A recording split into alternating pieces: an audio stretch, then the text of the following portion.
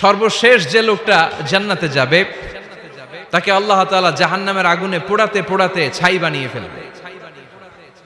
আল্লাহ বলবেন, জিব্রাইল যাও একটু দেখো, একটা মাত্র সেজদা দিয়েছে আমাকে, এরকম কাউরে পাওয়া যায় কিনা। বাটি চালান দিয়ে দেখো পাওয়া যায় কিনা। খুঁজে খুঁজে কাউরে পাবে না। আল্লাহ বললেন আবার দেখো, খুঁজে খুঁজে একজনকে পাবে, সামান্য ইমানের ছিটে ফোঁটা তার অন্তরে ছিল।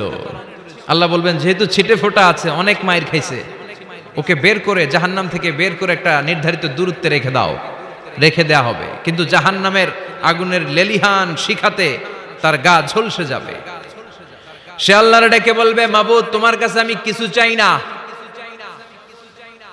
জাহান্নাম থেকে তুমি আমাকে বের করেছো, জীবন নদীর পানি তুমি আমার গায়ের মধ্যে ঢেলে দিয়েছো, আমি আবার সজীবতা ফিরে পেয়েছি। আমি তোমার কাছে জান্নাত চাই না, শুধু নিরাপদ একটা দূরত্বে আমাকে রেখে আসো, যাতে জাহান্নামের আগুন আমারে কষ্ট দিতে না পারে।